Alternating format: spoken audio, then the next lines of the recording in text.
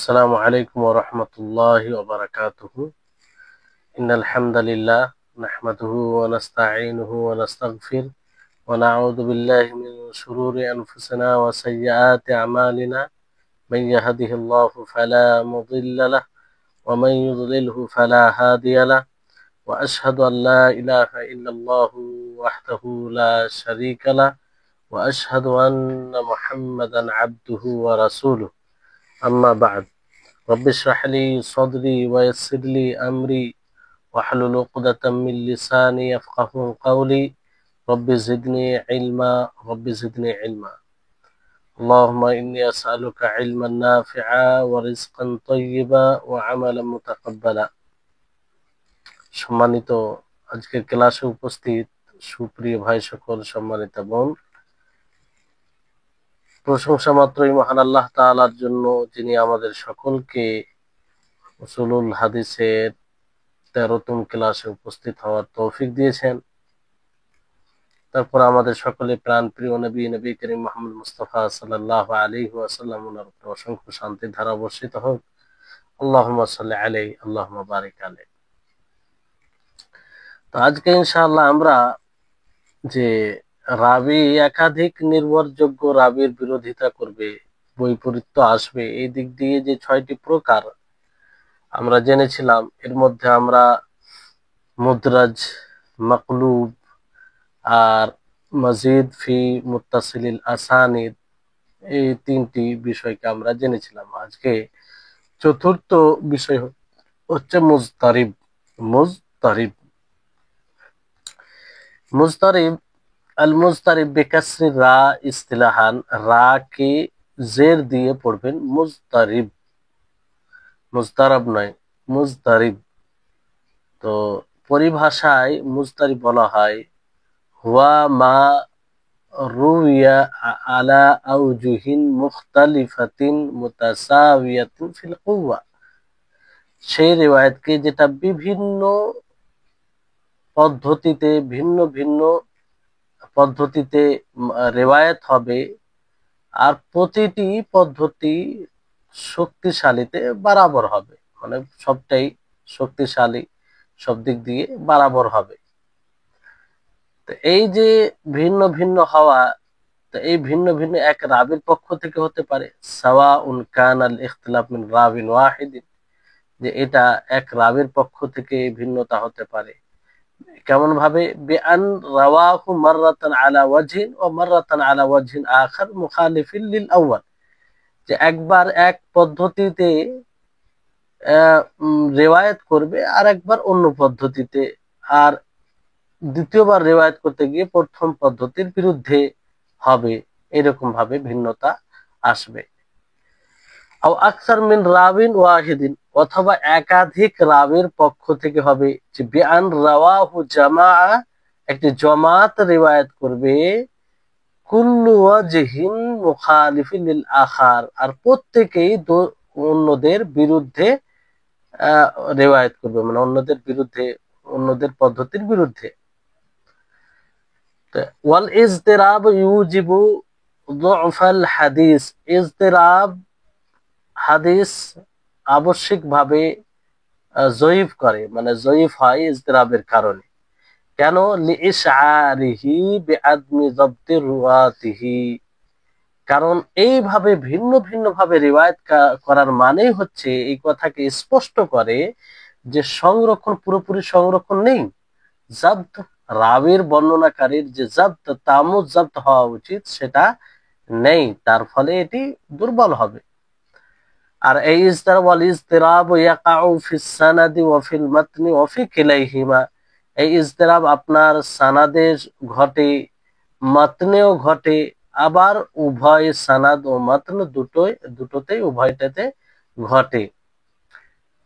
কিন্তু ঘটে গেলে কি করা যাবে?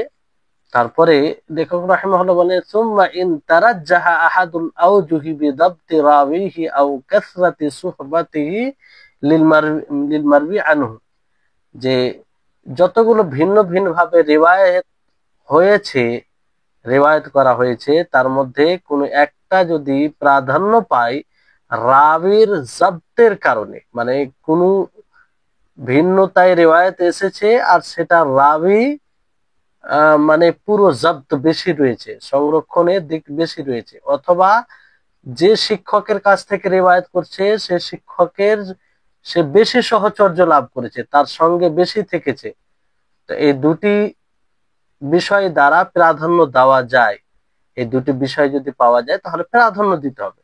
আর গায়রা যালিকা মিন উজুহি তারজি, এই দুটি কারণ ছাড়াও যেগুলো প্রাধান্য দেওয়ার কারণ রয়েছে সেগুলো কারণ পাওয়া গেলে সেটা মানে প্রাধান্য দিতে হবে। ফাল হুকমু লিল ওয়াজহির রাজিহ, তো রাজে প্রাধান্য যেটা পাবে সেটার হুকম হবে, মানে সেটাকে ইজতিরাব আর বলা হবে না। বুঝতে পারবেন ইনশাআল্লাহ। ওয়ালা ইতলাকু আলাল হাদিস হিনাইদিন ওয়াসফুল ইজতিরাব ওয়ালা লাহু হুকমুহু, আর এই ধরনের হাদিসের উপরে তখন ইজতিরাব বলা যাবে না। এই ধরনের হাদিসকে যখন আহ, কোনো কারণ দ্বারা রাজে হয়ে যাবে, প্রাধান্য পেয়ে যাবে, তখন আর ইজতিরাব থাকবে না, আর না ইজতিরাবে তার উপরে হুকুম হবে। এর উদাহরণ ওয়ামিন আমসিলাতিল ইজতিরাব ফিল মাতনি, মাতনে ইজতিরাব হওয়ার উপমা অনেক রয়েছে, তার মধ্যে এখানে যেটি দেওয়া হয়েছে যে মা রাওয়াহু তিরমিযি আন শারীক আন আবি হামজাতা আন শা'বি আন ফাতিমাতা বিনতে কায়েস রাদিয়াল্লাহু আনহা قالت سئل رسول الله صلى الله عليه وسلم عن الزكاة فقال إن في المال لحقا سوى الزكاة, যে মালে হক রয়েছে যাকাত ছাড়া। তো এটি রিওয়ায়াত। এবার ইবনু মাজাহ ওই তারিক থেকে বর্ণনা করেন এই শব্দে যে লাইসা ফিল মালে হাক্কুন সিওয়া যাকাত, যে যাকাত ছাড়া মালে কোনো হক নেই। তাহলে দেখেন আলাদা হলো, ভিন্ন হলো। একটা তো আছে ইন্না ফিল মালে হাক্কান সিওয়া যাকাত, যে যাকাত ছাড়া মালে হক রয়েছে, আর একটা থেকে লাইসা ফিল মালে হাক্কুন, যে যাকাত ছাড়া কোনো মালে কোনো হক নেই। তো ভিন্নতা চলে এলো। এই রিওয়ায়াত সম্পর্কে হাফিজ ইরাকি বলেন ফাহাদা ইজতিরাব লা ইয়াহতামিলু তা'ওয়িল, এটা এমন একটি ইজতিরাব যার তা'ওয়িলের সম্ভাবনা নেই, যে আপনি বুঝিয়ে এটাকে ঠিক করবেন, মানে সামঞ্জস্য দিবেন, আপনি মানে সমন্বয় করবেন। ওয়াকিলা ইউমকিনু তা'ওয়িলু, আর অনেকে বলেছেন যে সমন্বয় করা এখানে সম্ভব রয়েছে। بأنها روت كلا اللفظين عنه ويكون الحق المثبت هو غير الواجب, যে ফাতেমা বিনতে কায়েস তিনি রিওয়ায়াত করেন দুটি শব্দ রাসূল সাল্লাল্লাহু আলাইহি সাল্লাম থেকে। এখানে হক যেটা সাব্যস্ত ওটা আসলে ওয়াজিব নয়, এটা ওয়াজিব নয়। যেমন নফল সাদকায় আর মেহমানের অতীতের অতিথি যারা মেহমান তাদের আপ্যায়ন করা, আর যেটা যেটা হকের নাফি করা হয়েছে সেটা হচ্ছে ওয়াজিব, মানে এইভাবে বলা হয়েছে। এবার অনুবাদে আসুন, তাহলে একটু স্পষ্ট হবে আরো। যে মুজতারিব আপনারা জানলেন যে মুজতারিব যে যে হাদিসটি বর্ণিত হবে ভিন্ন ভিন্ন রূপে, যার প্রত্যেকটা রূপ বিশুদ্ধতার বিচারে সমপর্যায়ের হবে, মানে বিশুদ্ধতার দিক দিয়ে একই রকম শক্তিশালী হবে। কেউ ওপরে হবে আর কোন মানে রূপ নিম্ন হবে এরকম নয়। অথবা একাধিক রাবির পক্ষ থেকেও এই ভিন্নতা হতে পারে, একাধিক রাবি যেটা বলা হলো জামাত থেকে, আর সকলে ভিন্ন ভাবে রেওয়ায়াত করছে। এই ভিন্নতা একজন রাবির পক্ষ থেকে হতে পারে, তথা একবার একভাবে বর্ণনা করলো, আরেকবার আরেকভাবে, যা প্রথমবারের বিপরীত। অথবা একাধিক রাবির পক্ষ থেকেও এই ভিন্নতা হতে পারে, তথা একদল রাবি হাদিসটি বর্ণনা করলো, প্রত্যেকের বর্ণনা অপরজনের বিপরীত। হুকুম বর্ণনার এই ভিন্নতা ইজতিরাব হাদিসের দুর্বল হওয়াকে আবশ্যক করে, কারণ তা এর রাবিদের সংরক্ষণ ভালো না হওয়ার ইঙ্গিত বহন করে। এটা থেকে এটা স্পষ্ট হবে যে রাবির সংরক্ষণ পুরোপুরি নাই, মজবুত নয়, আর তা মুজাব্ত না হওয়া এটা জয়ীফের কারণ। ইজতিরাব এটা সনদে মতনে উভয় হয়, শুধু কোনো সময় সনদে হয়, কোনো সময় মতনে হয়, আবার উভয়টা তো হয়। মুজতারিব সাব্যস্ত হওয়ার জন্য শর্ত সমূহ, মানে মুজতারিব যে হবে এর শর্ত কি, এখানে বলা হচ্ছে অতঃপর যদি সংরক্ষণের ক্ষেত্রে রাবির প্রখরতার কারণে অথবা যেই ওস্তাদের কাছ থেকে হাদিসটি বর্ণনা করা হচ্ছে তার সাথে অত্যাধিক সহচর্যের কারণে অথবা প্রাধান্য দেওয়ার অন্য যে কোনো পদ্ধতি অবলম্বন করার মাধ্যমে উক্ত ভিন্ন ভিন্ন বর্ণনাগুলোর মধ্যে কোনো একটিকে প্রাধান্য দেওয়া সম্ভব হয়, তাহলে প্রাণী প্রাধানযোগ্য পদ্ধতি পদ্ধতি গ্রহণযোগ্য হবে। তখন উক্ত হাদিসের উপরে ইজতিরাব বিশেষণ লাগানো যাবে না এবং ইজতিরাবের হুকমও তার উপর প্রযোজ্য হবে না। দেখেন এখানে সে বিষয়টি আপনাদেরকে বলা হলো যে মূলত লেখক রাহিমাহুল্লাহ প্রাধান্য দেওয়ার দুটি কারণ এখানে উল্লেখ করেছেন। একটি হচ্ছে রাবির সংরক্ষণের প্রখরতা, যদি এটা পাওয়া যায় তাহলে এটা প্রাধান্য দেওয়ার একটা কারণ হিসেবে গণ্য করা হবে। আর দ্বিতীয় হচ্ছে যে বর্ণনাকারী তার শিক্ষকের অতিরিক্ত সহচর্য লাভ করা, তার সঙ্গে থাকা, এটাও যদি পাওয়া যায় তাহলে এটাও প্রাধান্য দেওয়ার একটা কারণ। তো দুটি যদি কারণ পাওয়া যায় তাহলে তাকে প্রাধান্য দিতে হবে। আর দুটি কারণ পাওয়া গেলে তখন মুস্তারিব হবে না, তখন তার উপরে ইজতিরাবের হুকম লাগবে না। বুঝতে পেরেছেন? তো তখন তার উপরে ইজতিরাবের হুকম লাগবে না। কিন্তু এই দুটি এইগুলো শর্তের মধ্যে কোনো শর্ত যদি না পাওয়া যায় তাহলে তখন সেই রিওয়ায়াতটি মুজতারিব হবে। কি হবে? মুজতারিব হবে। তাহলে এই দুটি এগুলো প্রাধান্য দেওয়ার কারণ যদি না পাওয়া যায় তাহলে মুজতারিব, আর যদি পাওয়া যায় তাহলে সেটা মুজতারিব হবে না। মতনের ক্ষেত্রে এর উদাহরণ ইমাম তিরমিজি যা বর্ণনা করেছেন শরীকের সূত্রে, তিনি আবু হামজা থেকে, তিনি সাবি থেকে, তিনি ফাতেমা বিনতে কায়েস থেকে রাদিয়াল্লাহু আনহা, তিনি বলেন রাসূলুল্লাহ সাল্লাল্লাহু আলাইহি ওয়াসাল্লামকে যাকাত সম্পর্কে জিজ্ঞাসা করা হলে তিনি বলেন যাকাত ছাড়াও সম্পদে অবশ্যই অভাবীদের অধিকার হক আছে। মানে জাকাত ছাড়া, জাকাত তো তাদের অধিকার আছে, জাকাত ছাড়াও অন্যান্য মালে তাদের অভাবীদের হক রয়েছে। তো এই হাদিসটি ইবনু মাজাহ একই সনদে বর্ণনা করেছে, তার শব্দ এরূপ জাকাত ছাড়া সম্পদে আর কোনো অধিকার নেই, মানে তার বিপরীত, এটা ভিন্ন। তো হাফিজ ইরাকি বলেন যে হাদিস দ্বয়ের এই ভিন্নতার নাম ইজতিরাব, এটাকে ইজতিরাব বলা হয়। যে একটাতে বলছে যে জাকাত ছাড়া অন্য সম্পদে হক আছে অভাবীদের, আর ওই সানাদি মানে ভিন্ন হিসাবে এসেছে যে জাকাত ছাড়া অন্য মালে কোনো হক নেই। এটাকে ইজতিরাব বলা হয়, এটাকেই ইজতিরাব বলা হয়।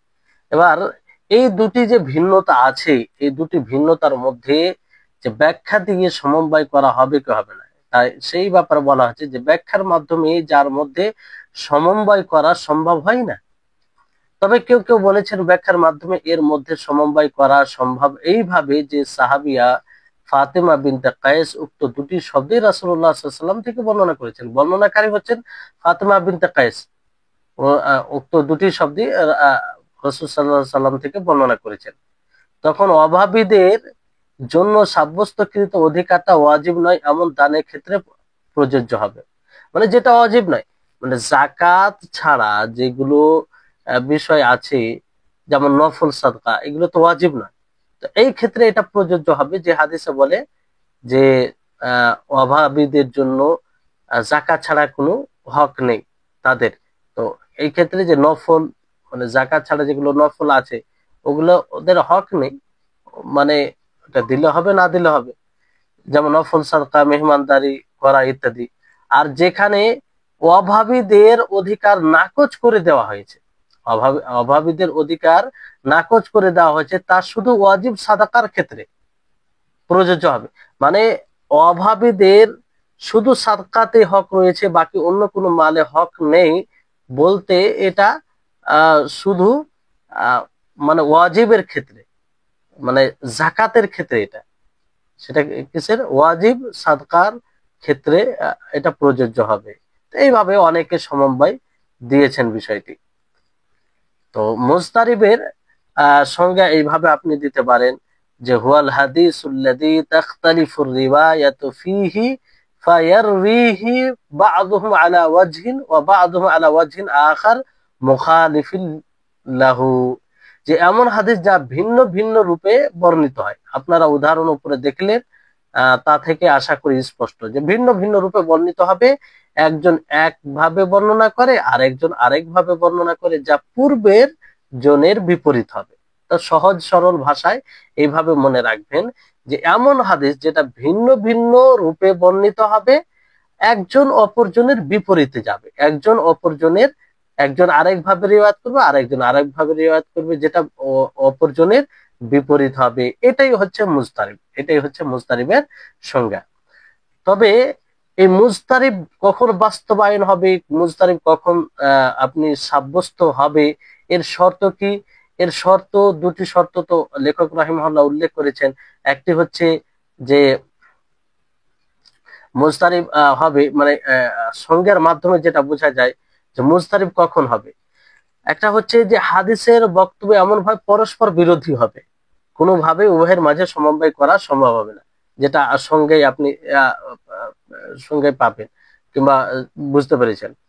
দ্বিতীয় হচ্ছে বিশুদ্ধতার বিচারে প্রত্যেকটা বক্তব্য সমপর্যায়ের হবে, একই সমান শক্তিশালী দিক দিয়ে হবে। কোনোভাবেই একটি উপর অন্যটিকে প্রাধান্য দেওয়া সম্ভব হবে না। কোনোভাবে ওই একটা অন্যের উপরে প্রাধান্য দেওয়া সম্ভব হবে না। এই দুটি শর্ত আপনার কিসের? মুজতারিব হওয়ার দুটি শর্ত। যদি এই দুটি না হয় তো হবে না। যদি পরস্পর সমন্বয় করা সম্ভব হয় তাহলে সেই হাদিসকে মুজতারিব বলা যাবে না। কিংবা যদি একটিকে অপরটির উপরে প্রাধান্য দেওয়া সম্ভব হয় তাহলে তাকে মুজতারিব বলা যাবে না। এই যখন এগুলো হবে না তখন সেটা মুজতারিব হবে। তাহলে বিষয়টি আর একটু ভালো করে আমাদেরকে খোলাসা হতে হবে এই ব্যাপারে যে তারজির কারণ কি। তারজির কারণ মানে প্রাধান্য দেওয়ার কারণ দুটো উল্লেখ হয়েছে, লেখক রাহিমাহুল্লাহ উল্লেখ করেছেন। একটা হচ্ছে জাবত রাবিহি, মানে হাদিসের সংরক্ষণের ক্ষেত্রে রাবির প্রখরতা, রাবির কতটা সেটা সংরক্ষণ করতে পেরেছে এটা। দ্বিতীয় হচ্ছে যে কাসরাতু সুহবাত রাবি লিল মারবি আনহু, যে বর্ণনাকারীর সোহবত সহচর্য, যার কাছ থেকে সে রিওয়ায়াত করেছে তার কাছ থেকে কতটা থেকেছে, অবশ্যই বেশি থাকলে তার কথা স্মরণে থাকবে, এটাই স্বাভাবিক। এই দুটি রয়েছে। এছাড়া আরো প্রাধান্য তার বিষয় রয়েছে। হ্যাঁ, এছাড়া আল মুহকাম ও মুখতালিফুল হাদিস অধ্যায়ে ব্যাখ্যায় প্রাধান্য দেওয়ার 23টি পদ্ধতি উল্লেখ করা হয়েছে, সেখান থেকে দেখে নেওয়া যেতে পারে। মানে সেই জায়গায় এটা মুখতালিফুল হাদিস আল মুহকাম এই আলোচনায় এটা আসবে। ইজতিরাবের হুকম, মুজতারিব হাদিস দুর্বল কারণ এর মাধ্যমে সংরক্ষণের ক্ষেত্রে রাবির দুর্বলতার ইঙ্গিত পাওয়া যায়।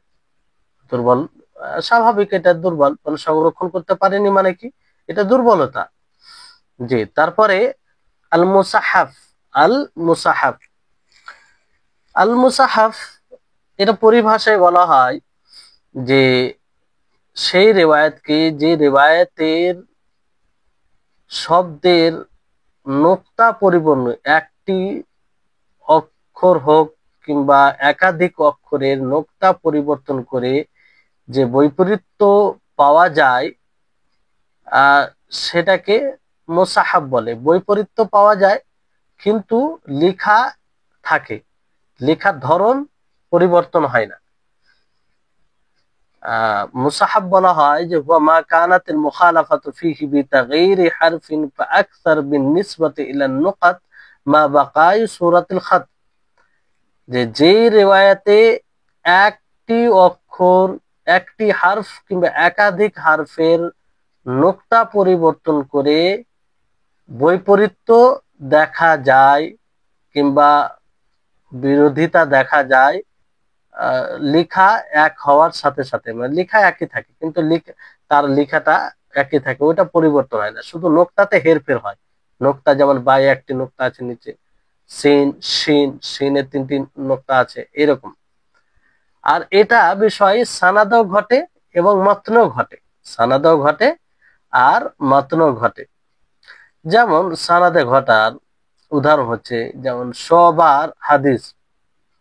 শোবা আওয়াম বিন মুরাজিম থেকে রিওয়ায়াত করছেন। আওয়াম বিন মুরাজিম, জিম মুরাজিমি।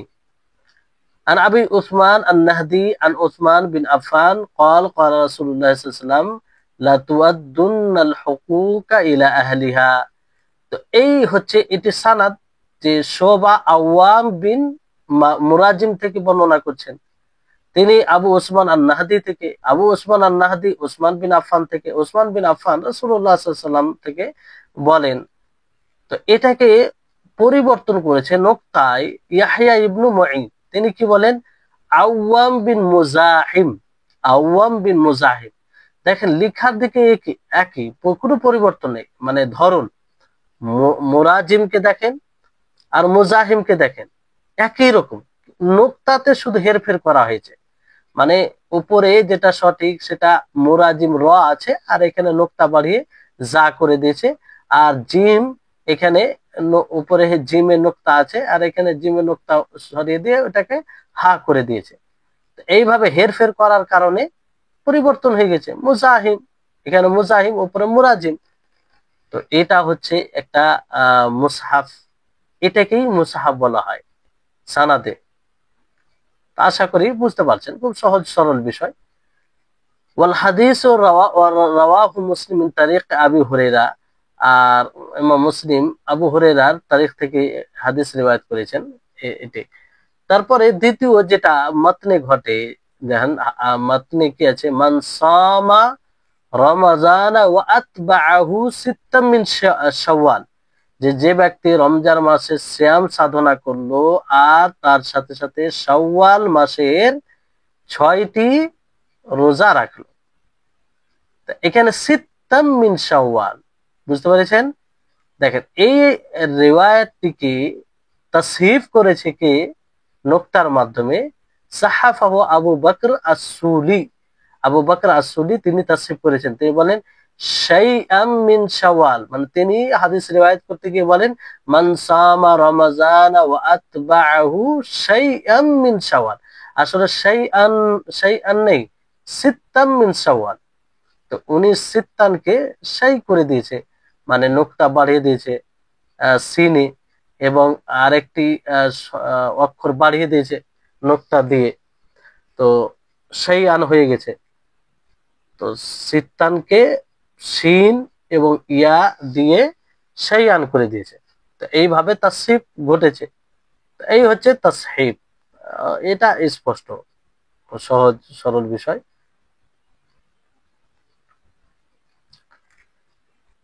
তো তাসহিফ এর কারণে কি রাবি অভিযুক্ত হয়, এখানে একটা বিষয়। তাহলে তাসহিফের আপনি এইভাবেও সংজ্ঞা দিতে পারেন মাতন ও সানাদের উভয় ক্ষেত্রে, যে হুয়া তাহওয়িলুল কালিমাতি আনিল হাইআতিল মুতাআরিফা ইলা গায়রিহা, যে কোনো শব্দকে তার পরিচিত রূপ থেকে ভিন্ন রূপে পরিবর্তন করে দেওয়া। একটা শব্দের পরিচিত রূপ আছে, সেটাকে সেখান থেকে পরিবর্তন করে ভিন্ন রূপ দেওয়া, এটাই হচ্ছে তাসহিফ। যেমন আপনারা উদাহরণ দেখলেন যে আওয়াম বিন মুরাজিম রয়েছে, তো মুরাজিমকে কি করেছে? মুজাহিম, মুজাহিম। তো আসল রূপকে, যেটা পরিচিত রূপ কি, সেটা মুরাজিম, তো সেটাকে মুজাহিম করে দিয়েছে। তারপরে আপনি মাতনের মধ্যে দেখলেন যে মান সামা রমাজানা সুম্মা আতবাআহু সিত্তাম মিন শাওয়াল, তো এটাকে কি করে দিয়েছে? সিত্তামকে শাইআন করে দিয়েছে, ভিন্ন। তার পরিচিত রূপ কি? সিত্তা, কিন্তু এটাকে অন্য রূপ দিয়ে শাইআন করে দিয়েছে। তো এটাই হচ্ছে তাসহিফ। তো তাসহিফের কারণে রাবি কি অভিযুক্ত হবে? এখানে যদি রাবি তাসহিফের পরিমাণ খুব কম হয়, তাহলে রাবি সংরক্ষণের দিক থেকে অভিযুক্ত হবে না, কম হলে অভিযুক্ত হবে না। কারণ ভুল এবং অল্প তাসহিফ থেকে কেউ নিরাপদ নয়, এটা হতে থাকে। দ্বিতীয় হচ্ছে যদি রাবির তাসহিফ এর পরিমাণ খুব বেশি হয়, খুব বেশি দেখা দেয়, তাহলে রাবি সংরক্ষণের দিক থেকে অভিযুক্ত হবেন এবং সংরক্ষণের ক্ষেত্রে তার দুর্বলতা প্রমাণিত হবে। মানে বেশি হলে জানতে হবে এটা দুর্বলতা, বেশি কেন হবে, মানে দুর্বলতা। এবার একটা বিষয় এখানে যে তাহরিফ তাসহিব কেন হয়, তাহরিফ ও তাসহিব কেন হয়। তাহরিফ ও তাসহিব ঘটার কারণ হলো এখানে দেওয়া আছে যে উস্তাদের কাছে শ্রবণ না করে শুধু পাণ্ডুলিপি থেকে হাদিস গ্রহণ করা, মানে ওস্তাদের কাছে সরাসরি না শুনে ওস্তাদের হয়তো পাণ্ডুলিপি আছে সেখান থেকে হাদিস নেওয়া, কিংবা কোনো ছাত্রকে লিখে দিয়েছে সেখান থেকে নেওয়া। তো সেখানে কি হয়, কোনো শব্দ বুঝতে না পারা কিংবা নুক্তা না থাকার কারণে ভুলগুলো হয়ে যায়। কোনো শব্দকে বুঝতে পারলো না, তো যেটা বুঝেছে সেটাই লিখে নিল।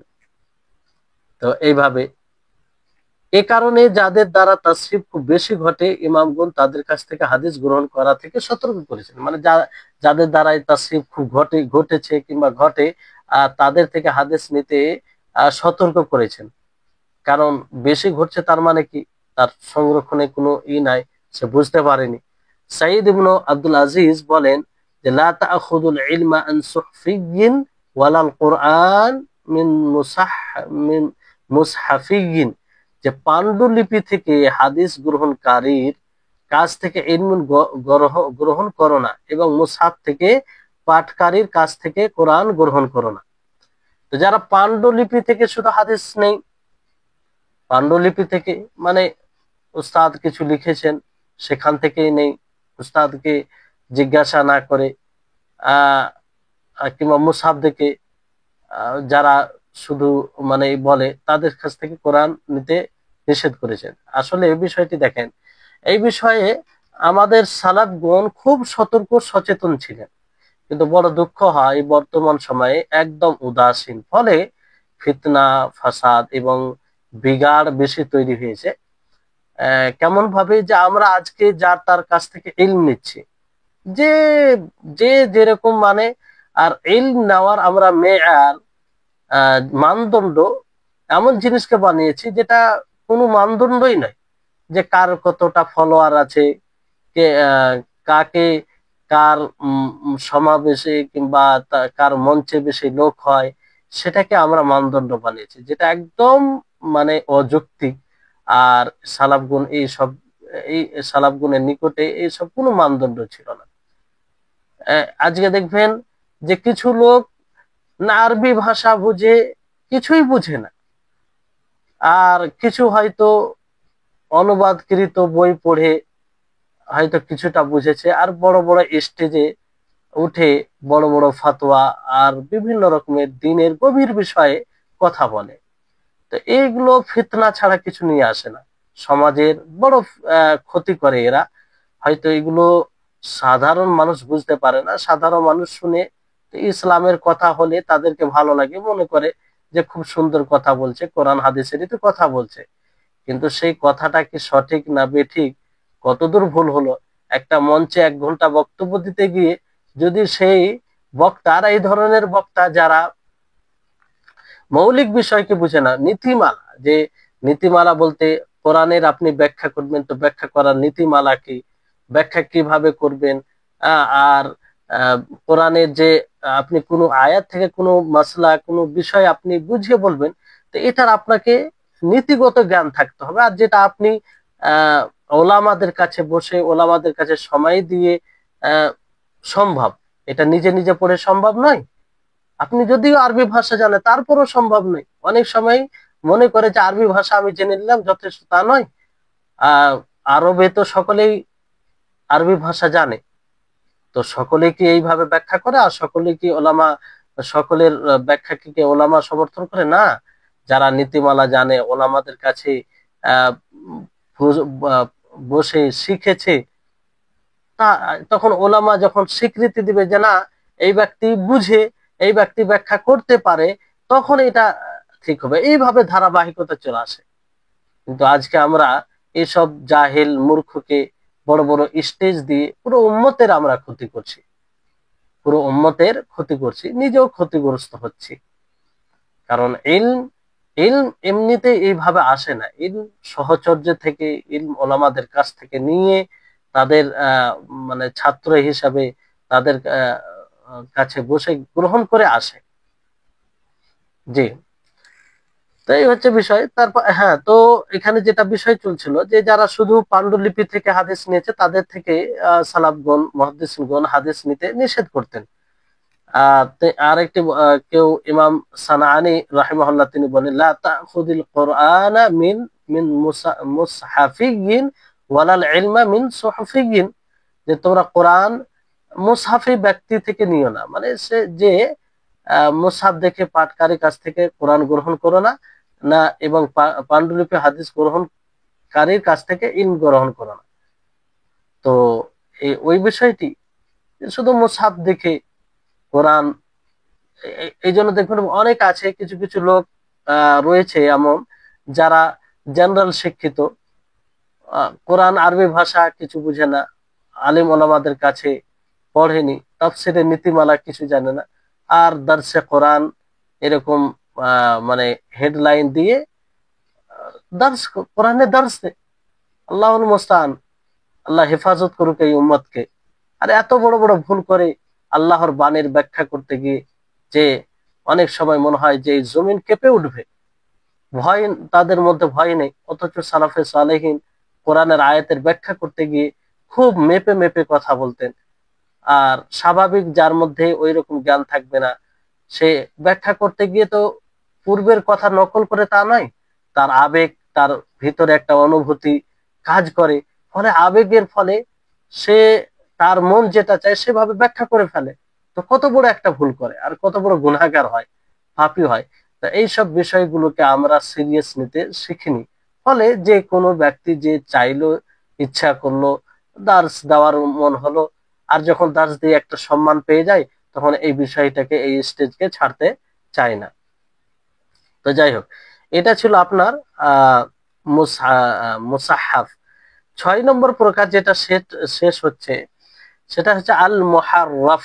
আল মুহাররাফ, আল মুহাররাফ পরিভাষায় বলা হয় যে হুয়া মা কানাতিল মুখালাফাতু ফিহি বিতাগয়িরি হারফিন ফাআকসার বিনিসবাতি ইলা শাকলি মা বাকাই সূরাতুল খাত্তি, যে যে রিওয়ায়াতে এক বা একাধিক অক্ষরের হারকাত পরিবর্তন করে বৈপরীত্য দেখা দেয়, বিরোধিতা দেখা দেয়, অথচ তার লেখার ধরনটা অব্যাহত থাকে, তাতে পরিবর্তন হয় না, কিন্তু অক্ষরের ওপরে যে হারকাত থাকে, জাবার, জের, পেশ, রাফা, জাম্মা, নাসাব, এগুলোতে পরিবর্তন ঘটিয়ে মানে বৈপরীত্য নিয়ে আসে।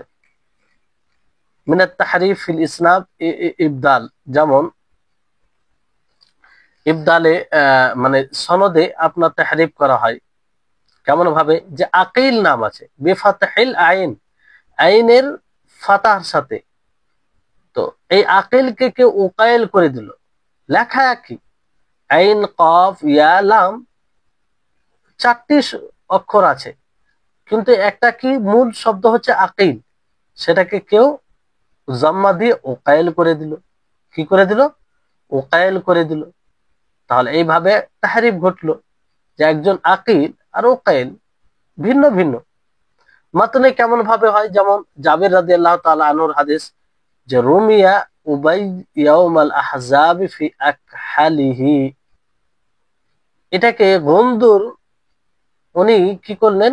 তাহরিফ করেছেন, অর্থাৎ অক্ষরের উপরে যে হারকাত রয়েছে সেটাকে পরিবর্তন করে তিনি কি বলছে? রুমিয়া আবি, ওখানে রুমিয়া উবাই আছে, আর এখানে রুমিয়া আবি। দেখেন কত বড় পরিবর্তন হচ্ছে, লেখা একই, লেখাতে কোনো পরিবর্তন নেই, কিন্তু জের জাবার জাম্মার মাধ্যমে এটা পরিবর্তন হচ্ছে। ওখানে উবাই আছে আর এখানে ইনি কি করেছেন?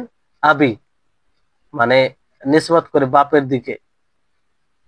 তো ওয়াইন্নামা হুয়া, আসলে সেটা কি আছে? উবাই ইবনু কাব, উবাই ইবনু কাব।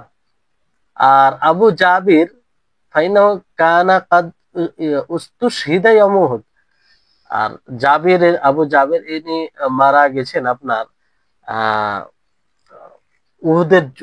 উহুদের দিন, মানে উহুদ যুদ্ধে শহীদ হয়েছে।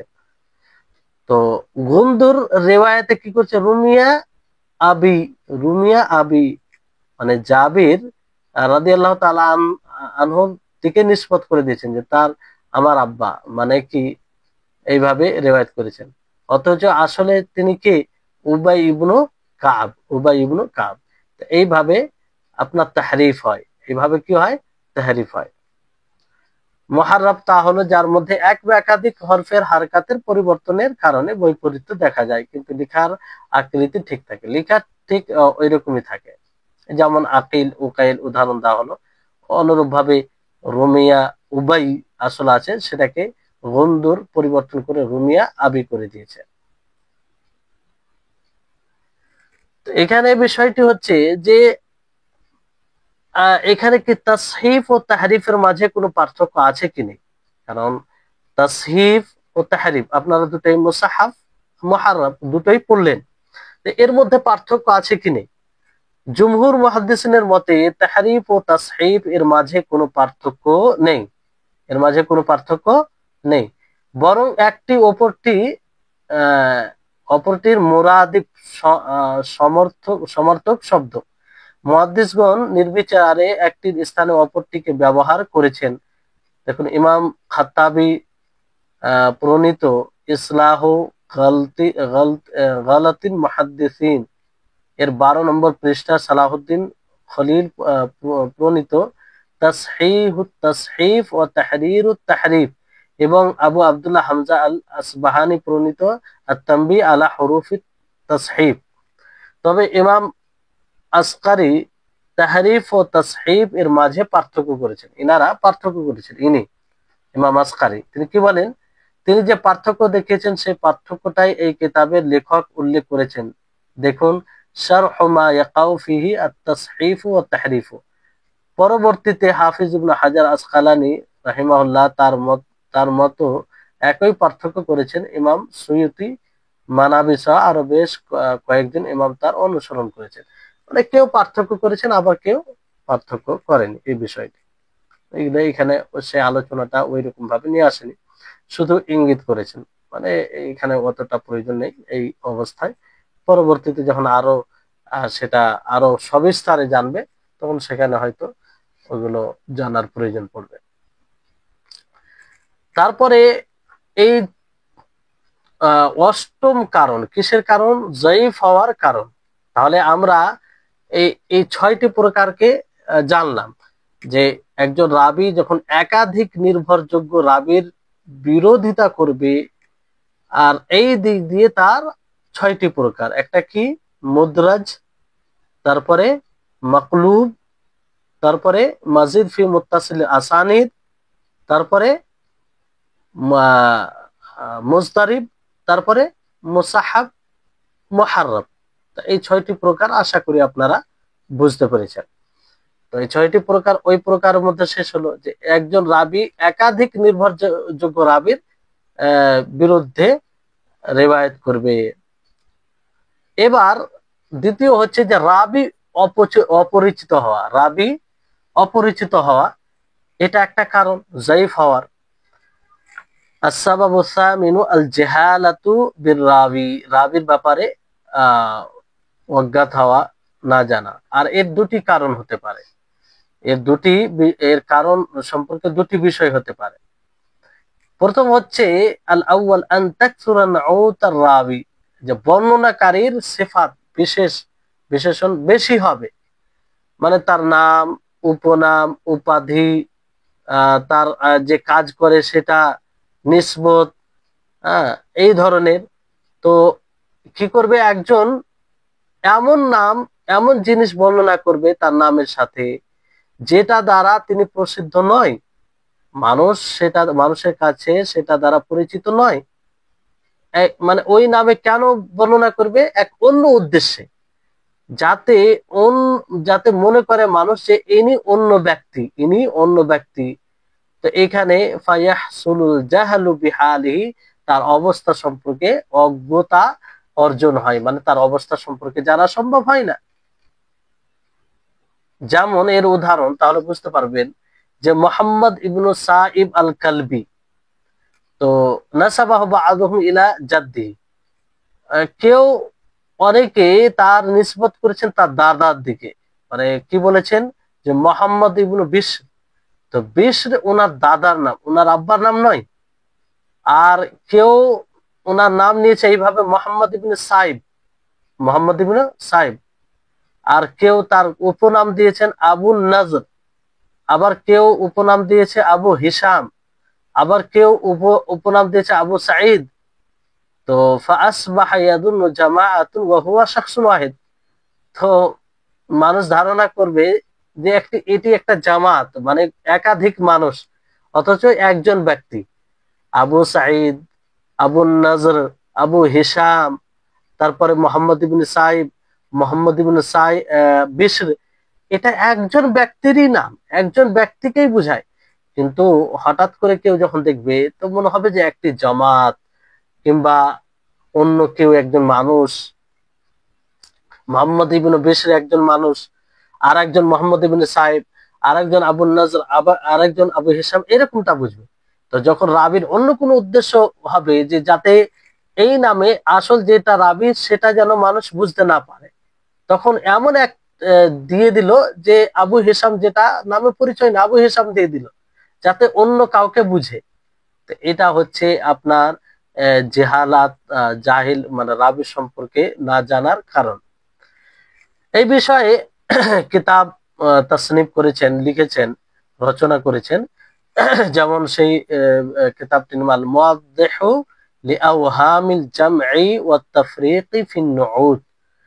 দ্বিতীয় কারণ হচ্ছে, দ্বিতীয় বিষয় হচ্ছে যে রাবির সম্পর্কে জাহিল না জানা, যে আইয়াকুনা রাবি মুকিল্লান ফিল হাদিস, যে বর্ণনাকারী হাদিস রিওয়ায়াত করতে একদম কম হবে, তার খুব কম রিওয়ায়াত থাকবে, তার রিওয়ায়াত খুব কম থাকবে। ফালা তাকসুরু রিওয়ায়াতু ওয়াল আখয, তার রিওয়ায়াত এবং তার কাছ থেকে নেওয়া এগুলো খুব কম থাকবে।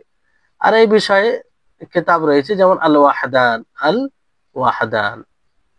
তাহলে জেহালা রাবি এটা একটা বড় প্রকার, এ বিষয়ে বিশদ ভাবে আলোচনা রয়েছে। তো আশা করি আপনারা বুঝতে পারলেন।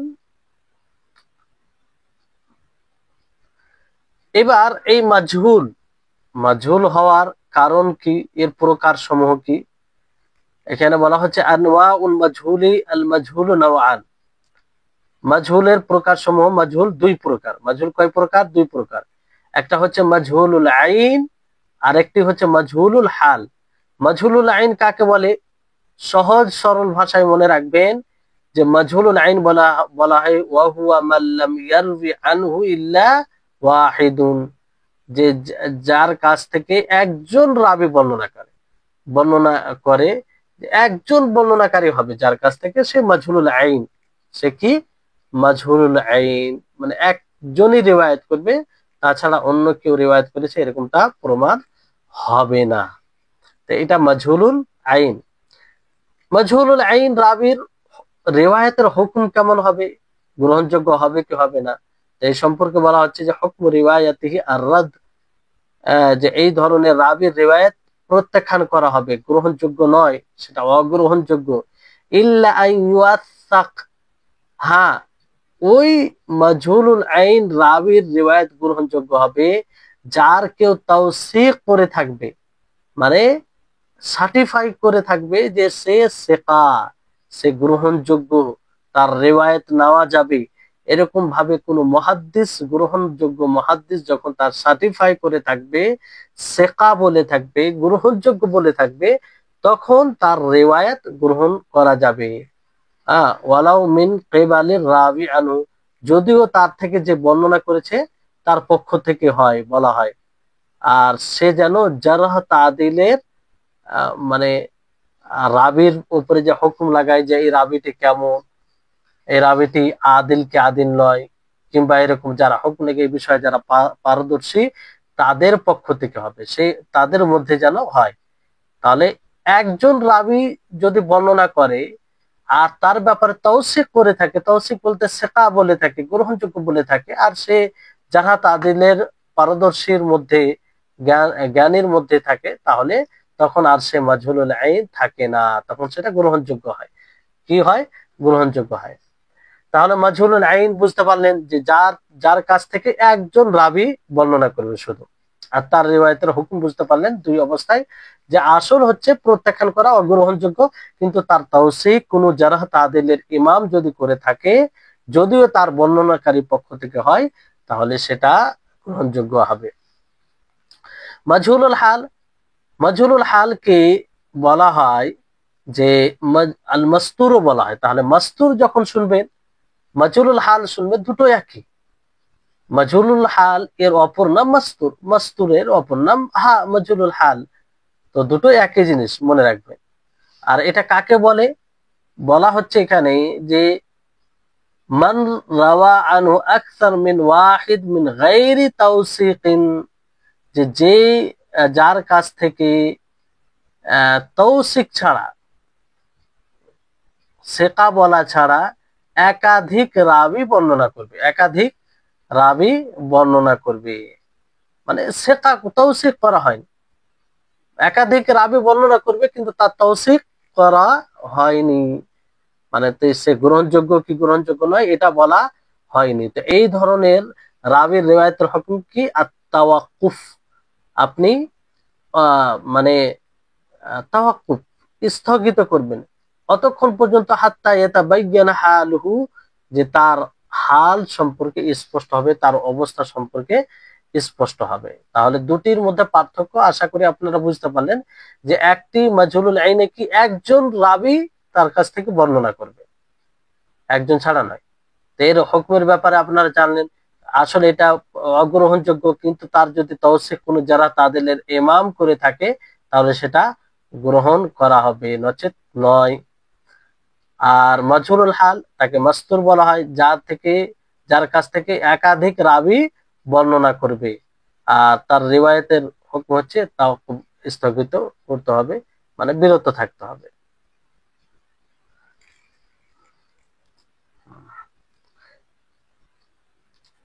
তাহলে এই মাজহুরুল হাল, মাজহুল মানে এর সঙ্গেই খাতিব আল বাগদাদি বলেন যে কুল্লু লাম ইস্তাহির বিতলাবিল ইলমি ফি নাফসিহি ওয়ালা আররাফাহুল উলামা বিহি ওয়া মান লাম ইউরাফ হাদিসু ইল্লা মিন জিহাতি রাবিন ওয়াহিদিন, যে যিনি হাদিসের জ্ঞান অন্বেষণের ব্যাপারে প্রসিদ্ধ নন এবং বিদ্বানগণ হাদিসের জ্ঞান অন্বেষণের ব্যাপারে তার সম্পর্কে অবগত নন, এবং যার হাদিস মাত্র একজন রাবীর সনদ ছাড়া জানা যায় না, মানে মাজহুল সঙ্গের ব্যাপারে এটা তিনি বলেছেন। তারপরে তিনি বলেছেন উক্ত রাবীর অপরিচিত দূর হওয়ার জন্য ন্যূনতম 2 বা ততোধিক প্রসিদ্ধ বিদ্বান কর্তৃক তার কাছ থেকে বর্ণনা করা প্রয়োজন। কিন্তু 2 বা ততোধিক বিদ্বানের বর্ণনা সত্ত্বেও তার আদালত সাব্যস্ত হবে না যতক্ষণ না তার ব্যাপারে যারা তাদের ইমামদের স্বীকৃতি পাওয়া যাবে। বুঝতে পারলেন? মানে একাধিক রাবী যদি বর্ণনা করে, তো তার তাওসীক না করা পর্যন্ত এটাও গ্রহণ করা যাবে না।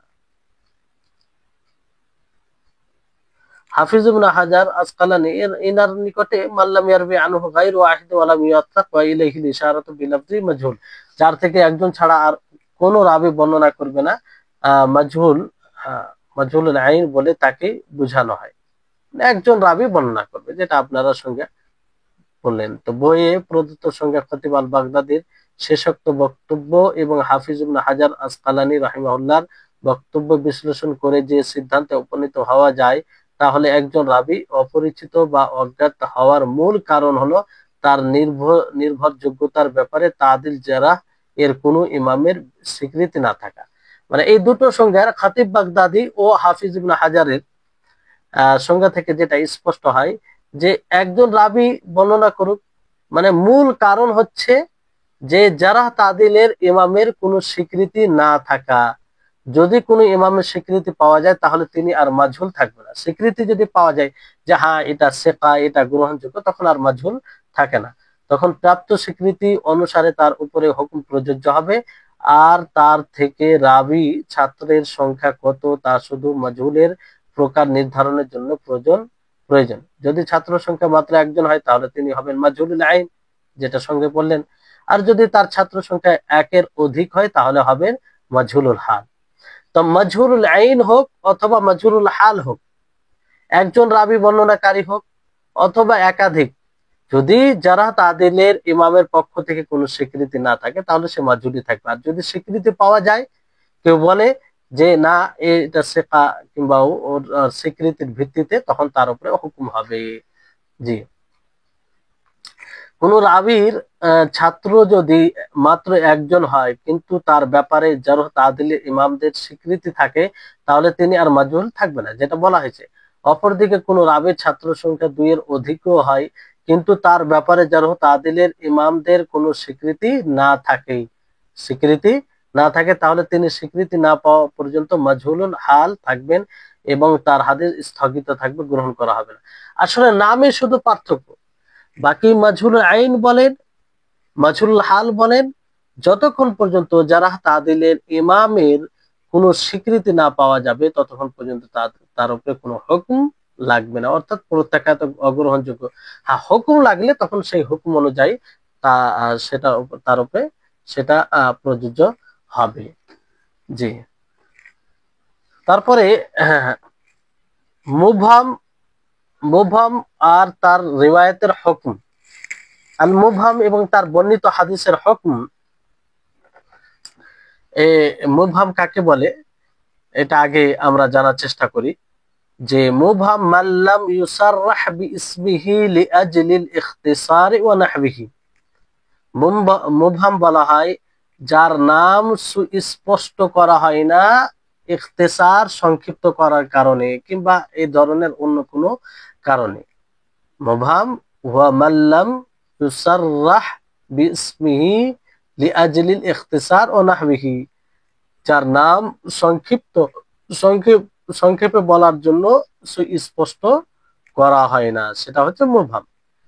যেমন রাবি বলে যে আখবারানি শাইখুন আও রাজুলুন আও নাহবু রাজুল, যে আমাকে অমুক শেখ বলল কিংবা কোনো ব্যক্তি বলল, এরকম ধরনের। এখানে তো অস্পষ্ট, শেখ বলতে কোন শেখ? শেখের তো নাম হবে, আর শেখ বলতে তো একজন ব্যক্তি নয়, আর কোন নির্ধারিত ব্যক্তিকেও বুঝায় না, তো অস্পষ্ট। কিংবা বললো রাজুলুন, আমাকে একজন ব্যক্তি বলেছে, ব্যক্তিটি কে, নাম স্পষ্ট নেই। এই ধরনের বলা, এটা কি হবে? মুবহাম, অস্পষ্ট। তো এই ধরনের রিওয়ায়াতের হুকুম কি? আদমুল কবুলি আলাল আসাহ, বিশুদ্ধ মত অনুযায়ী গ্রহণ না করা, অগ্রহণযোগ্য এই ধরনের। ওয়ালাউ উবহিমা বিলাফজিত তাদিল, যদিও তাদিলের শব্দ দ্বারা অস্পষ্ট করা হয়। তাদিলের শব্দ বলতে যেমন রাবি বলে আখবারানি শেখা, আখবারানি শেখাতুন, যে আমাকে নির্ভরযোগ্য ব্যক্তি খবর দিয়েছেন। তো নির্ভরযোগ্য কে, সে কে?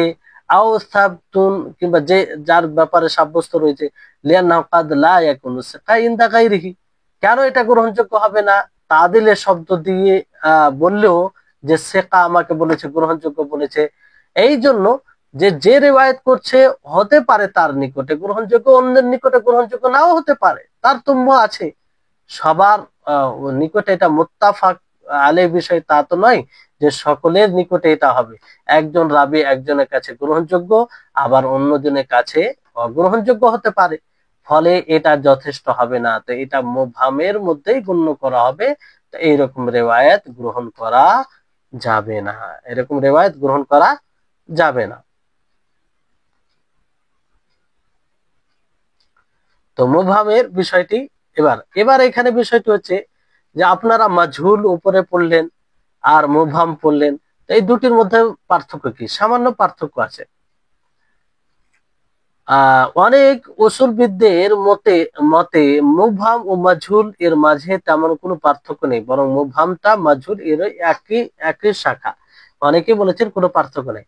অনেকে আবার এই দুইয়ের মাঝে পার্থক্য দেখিয়েছেন এভাবে যে হাদ্দাসানি সিকা, হাদ্দাসানি শেখ, হাদ্দাসানি রাজুল। যেমন মানে মুবহাম এর মধ্যে রাবীর নাম উল্লেখ করা হয়, তবে অস্পষ্ট ভাবে। মুবহামের মধ্যে রাবীর নাম উল্লেখ করা হয় অস্পষ্ট ভাবে। অপরদিকে মাজহুলের মধ্যে রাবী নাম স্পষ্টভাবে উল্লেখ করা হয়, কিন্তু তার সম্পর্কে জারহ তাদিলের ইমামদের কোনো মন্তব্য পাওয়া যায় না। তাহলে মুবহামে অস্পষ্টভাবে নাম নেওয়া হয়, অস্পষ্টভাবে। আর মাঝহুলে স্পষ্টভাবে নাম নেওয়া হয়, কিন্তু তার সম্পর্কে জারহ তাদিলের কোনো মন্তব্য পাওয়া যায় না। তো মুবহামের হুকুম এই সম্পর্কে জানলেন আপনারা, যে সর্বসম্মতিক্রমে এটা অগ্রহণযোগ্য। তাদিল এর শব্দ দ্বারা বর্ণিত মুবহাম কি অগ্রহণযোগ্য? যেটা আপনাদেরকে বলা হলো, তারপরে এটা অগ্রহণযোগ্য হবে। কারণ একজনের নিকটে যদি গ্রহণযোগ্য হয়, অন্যজনের নিকটে সেটা গ্রহণযোগ্য নাও হতে পারে, সেটা গ্রহণযোগ্য নাও হতে পারে। তাই হচ্ছে আজকে এই পর্যন্ত। ইনশাআল্লাহ আমরা ফের পরবর্তী ক্লাসে আহ, নবম কারণ আল বিদআ থেকে পড়ব। আল্লাহ তাআলা যেন আমাদের সকলের জন্য এসব বিষয়কে সহজ করে এবং আমাদের ইলমে বারাকা দান করে, এবং আল্লাহ তাআলা আমাদের সকলের সময়কে, যে সময়টুকু আমরা ব্যয় করলাম ইবাদত হিসেবে, আল্লাহ তাআলা কবুল করেন। ওয়া আখির দাওয়ানা আনিল হামদুলিল্লাহি রাব্বিল আলামিন। আসসালামু আলাইকুম ওয়া রাহমাতুল্লাহি ওয়া বারাকাতুহু।